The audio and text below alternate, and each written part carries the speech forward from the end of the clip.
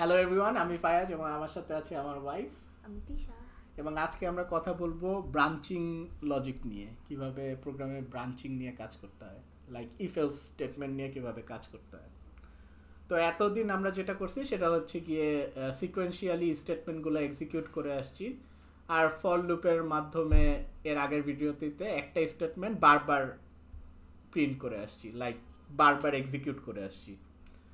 তো এখন যেটা করব সেটা হচ্ছে গিয়ে ব্রাঞ্চিং নিয়ে কথা বলবো। ব্রাঞ্চিং ডিসিশন বেসিক্যালি যেটা হচ্ছে সেটা হচ্ছে গিয়ে নর্মাল এক্সাম্পলে যদি আমি বলতে চাই, তাহলে আমি যদি ডানে ইন্ডিকেটর দেই গাড়ির, তাহলে সেটা ডানে যাবে, আর যদি বামে দেই তাহলে সেটা বামে যাবে। ঠিক আছে, এটাই হচ্ছে গিয়ে ব্রাঞ্চিং লজিক। তো আমরা যদি একটা এক্সাম্পল নিয়ে কাজ করতে চাই, তাহলে বলি যে আই ইজ ইকুয়াল টু 5, আর এখানে বলে দেই ইফ আই এর ভ্যালুটা যদি লেস দ্যান 5 হয়, ঠিক আছে, তাহলে আমি কনসোলে কিছু প্রিন্ট করতে চাই। প্রিন্ট মেসেজটা যেটা হবে সেটা হচ্ছে গিয়ে I is less than 5 obviously. So এফএমটি dot প্রিন্টএলএন দিলাম, আর এখানে আমি যে মেসেজটা পাঠাবো সেটা হচ্ছে গিয়ে আই ইজ লেস দ্যান 5। তো হয়ে গেল। তো আমি যদি প্রোগ্রামের নর্মাল ফ্লোতে আবার রিটার্ন করতে চাই, তাহলে এই ইফের বাইরে আবার সেই এই 14 নাম্বার লাইনে আমি নর্মাল একটা মেসেজ প্রিন্ট করে দিই, সেটা হচ্ছে গিয়ে প্রিন্টএলএন নর্মাল ফ্লো কথাটা প্রিন্ট করে দিই, আর কিছু করা লাগবে না। এখন যদি গো রান ডট দিই, তাহলে দেখা যাবে যে আমার নর্মাল ফ্লো যে কথাটা 14 নাম্বার লাইনে সেটা প্রিন্ট হয়েছে। আমার এই যে ব্রাঞ্চিং লজিক যেটা, সেটার ভিতরে আমার ঢুকে নাই, কারণ আই এর ভ্যালুটা 5ই আছে। 5 is not less than 5, 5 is equal two 5। তো এই লজিকের মধ্যে যদি আমি ঢুকাইতে চাই, তাহলে সেটার জন্য আমার যেটা করা লাগবে, আই এর ভ্যালুটাকে আমি 4 বানাই দিই আপাতত। তাহলে আমার গো রান ডট যদি দেই, তাহলে হয়ে যাবে আই ইজ লেস দ্যান 5, এই কথাটাও প্রিন্ট হয়ে গেল। তো একই রকমভাবে যদি আমি এইটার বিপরীতে আরেকটা কিছু লজিক লিখতে চাই, লাইক আই যদি লেস দ্যান 5 হয় তাহলে এটা প্রিন্ট করো, আর আই যদি লেস দ্যান 5 না হয় তাহলে আরেকটা জিনিস প্রিন্ট করো। তাহলে সেটার জন্য আমি যেটা করতে পারি, নর্মাল এলস যে কিওয়ার্ডটা সেটা ইউজ করতে পারি। আর একই রকমভাবে এই কোড ব্লকের ভিতরে লিখে দিব যে I is let's say for example I is 5 or greater than 5। ঠিক আছে, তাহলে আমার এখানে ঢুকবে যদি আই এর ভ্যালুটা 5 অথবা 5 এর থেকে বেশি হয়, let's say for example 6 7 8। তো আমি যদি এখানে 5 দিয়ে দিই, গো রান ডট যদি দিই, তাহলে I is 5 or greater than 5 এখানে ঢুকে গেল। একই রকমভাবে আরও অনেক স্টেটমেন্ট আমি লিখতে পারি। এখানে ইফ এলস দিয়ে অনেক কয়টা স্টেটমেন্ট আমি লিখতে পারি যদি চাই, কিন্তু এরকম ইফ এলস স্টেটমেন্ট যখন আমি একটা শুরু করব, একটা ইফের এগেনস্টে একটা এলস থাকতেও পারে, নাও থাকতে পারে। ঠিক আছে, এমন কোনো কথা নাই যে ইফ থাকলে এলস থাকতেই হবে, এমন কোনো কথা আছে। ঠিক আছে, সো ইফ দিয়েও কাজ শেষ করা যায়, কিন্তু এলস যদি থাকে সেটা অলওয়েজ একটাই থাকে। ঠিক আছে, আর সেটা একটা ইফের এগেনস্টেই থাকে। তো আমি আরও কিছু যদি লজিক লিখতে চাই, সো সেই লজিকগুলো লেখার জন্য আমার আরেকটা সিনটেক্স, আরেকটা কিওয়ার্ড ইউজ করতে হবে, সেটা হচ্ছে গিয়ে এলস ইফের সমন্বয়, সেটা হচ্ছে গিয়ে এলস ইফ। ঠিক আছে, আর এখানে একই রকমভাবে লজিক লিখে দিতে হবে। তো আমি এখানে লজিক লিখে দিই, যদি আই এর ভ্যালুটা এক্স্যাক্টলি যদি 5ই হয়, ঠিক আছে, তাহলে তুমি এই কোড ব্লকটার ভিতরে ঢুকো। ঠিক আছে, তো এই কোড ব্লকের মধ্যে ঢুকে তুমি যেটা করবা সেটা হচ্ছে গিয়ে প্রিন্ট এলএন, আর এটা বলে দিবা আই ইজ এক্স্যাক্টলি 5। ঠিক আছে, আর এই মেসেজটা এখানে আর দরকার নেই, I is 5 or greater than 5, এটা হবে হচ্ছে গিয়ে আই ইজ গ্রেটার দেন 5। ঠিক আছে, কারণ এইখানে তো আর ঢুকবে না, যদি একবার এখানে ঢুকে যায় তাহলে তো আর এখানে ঢুকবে না, রাইট।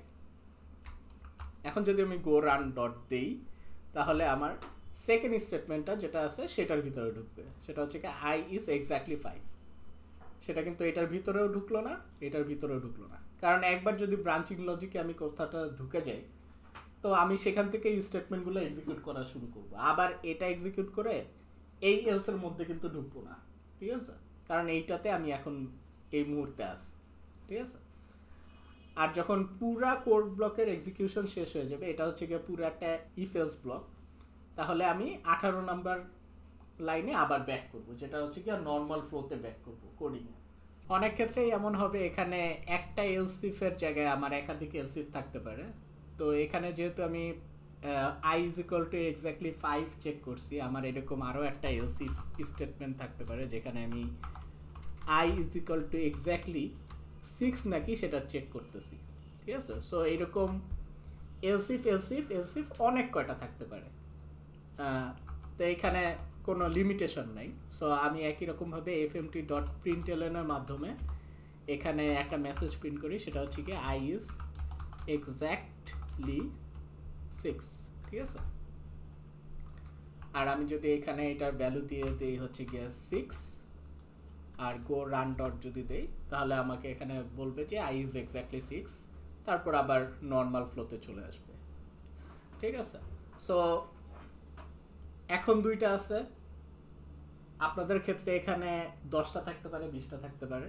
তো সেই সব ক্ষেত্রে এইরকম ইফ এলস স্টেটমেন্টের পরিবর্তে আমরা আরেকটা ব্রাঞ্চিং স্টেটমেন্ট নিয়ে কাজ করতে পারি, সেটার নাম হচ্ছে গিয়ে সুইচ, ঠিক আছে। তো এই জিনিসটাকেই আমরা সুইচ দিয়ে রিপ্রেজেন্ট করতে পারি। তো সুইচ স্টেটমেন্ট লেখার ওয়ে হচ্ছে গিয়ে সুইচ কিওয়ার্ডটা আমাদের ইউজ করতে হবে, তারপর এখানে বলে দিতে হবে কোন কন্ডিশনের উপর ডিপেন্ড করে আমি সুইচ কেসগুলো এক্সিকিউট করতে চাই।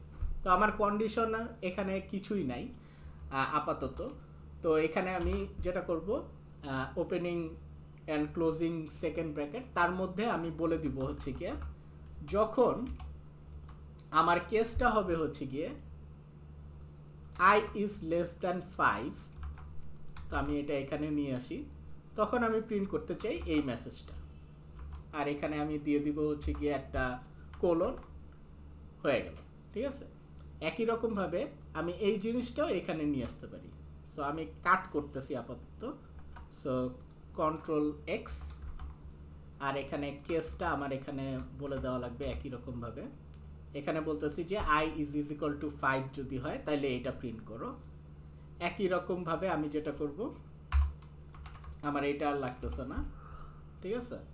আমি যেটা করি সেটা হচ্ছে গিয়ে এটা নিয়ে আসি, কিন্তু তার আগে এই লজিকটা এখানে নিয়ে আসি। আমি বলি হচ্ছে গিয়ে কেসটা যখন 6 তখন প্রিন্ট করবা হচ্ছে গিয়ে এই মেসেজটা, এবং দিন শেষে আমার কোনোটাই যদি না মিলে তার মানে হচ্ছে গিয়ে এলস স্টেটমেন্ট, সো এলস স্টেটমেন্টের মেসেজটা প্রিন্ট করতে হবে। তো সেই ক্ষেত্রে আমাদের যে কিওয়ার্ডটা ইউজ করতে হবে সেটা হচ্ছে গিয়ে ডিফল্ট। ডিফল্ট মানে হচ্ছে গিয়ে কোনোটাই যদি না ম্যাচ করে তাহলে কি করব। তো সেই ক্ষেত্রে আমি এই মেসেজটা প্রিন্ট করতে চাই যে আই ইজ গ্রেটার দ্যান 5 এর জায়গায় আমি বলে দিই হচ্ছে গিয়ে অ্যাট লিস্ট গ্রেটার দ্যান 5, কারণ এখানে 6 এরও একটা চেক আছে, ঠিক আছে। আর আমার এই যেই স্টেটমেন্টগুলো এগুলাকে আমি ডিলিট করে দিই, ঠিক আছে। শুধু এই ইনিশিয়ালাইজেশন যেটা আছে সেটাকে আমি এখানে নিয়ে আসলাম, ঠিক আছে। হয়ে গেল। আমি যদি কন্ট্রোল এস চাপ দিই তাহলে আমার অ্যাপ্লিকেশনটা ফরম্যাট হয়ে যাবে সুন্দর ওয়েতে। আর আমি যদি এখন গো রান ডট দিই, প্রোগ্রামটা আগের মতোই কাজ করবে, যে আই ইজ এক্স্যাক্টলি 6, কারণ এখানে আই এর ভ্যালুটা 6, ঠিক আছে। আমি যদি এখানে এটার ভ্যালু করে দিই হচ্ছে গিয়ে 5, তাহলে দেখা যায় প্রোগ্রামটা কি হয়, আই ইজ এক্স্যাক্টলি 5। আমি যদি বলি হচ্ছে গিয়ে 4, তাহলে এটা ঢুকবে আই ইজ লেস দ্যান 5 এর ভিতরে, I is less than 5। So প্রোগ্রামটা আগের মতোই হয়ে গেল, কিন্তু ইফ এলস এর বদলে আমরা এখানে সুইচ স্টেটমেন্টটা ইউজ করলাম, ঠিক আছে। তো সুইচ ইফ এলস এর মতো সুইচ স্টেটমেন্টের ইনিশিয়ালাইজেশনটাও এখানে করা যায়। সো আমি এখান থেকে যদি নিয়ে আসি এইখানে, তাহলে আমাকে প্রোগ্রামে কেউ কিছু বলবে না। আমার যেটা করা লাগবে এখানে একটা সেমিকলন দিয়ে দিতে হবে, ঠিক আছে। আর প্রোগ্রামটা আগের মতোই রান করবে। গো রান ডট যদি দিয়ে দিই, আই ইজ লেস দ্যান 5 হয়ে গেল। ঠিক আছে, আর বাদ বাকিটা তো বুঝাই যাইতেছে এখানে কি হচ্ছে আর কি না হচ্ছে। তো এটাই ছিল হচ্ছে কি আজকে ইফ এলস আর সুইচ স্টেটমেন্ট নিয়ে কিভাবে কাজ করতে হয় সেই lesson. I hope you liked it and we will see you in the next one, right? Yes. Till then, have a nice day. Bye. Bye.